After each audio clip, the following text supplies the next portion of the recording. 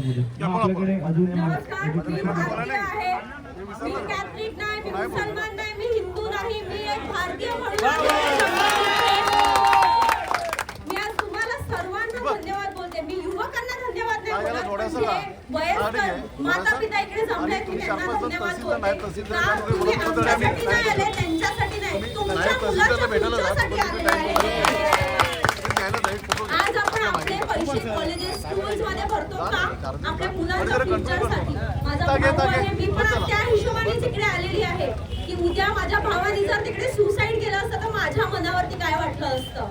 मी आज तुम्हाला सर्वांना सांगते, फ्युचर त्यांच्या हातात नाही, आपल्या हातात आहे. तुम्ही आज जर उठून थोडा आळस अंगातला काढून इकडे जमा राहतील तर आपला आवाज तिकडे पोहोचेल. हा आज एक दिवस नाही तर आज मी इकडे थांबणार नाही.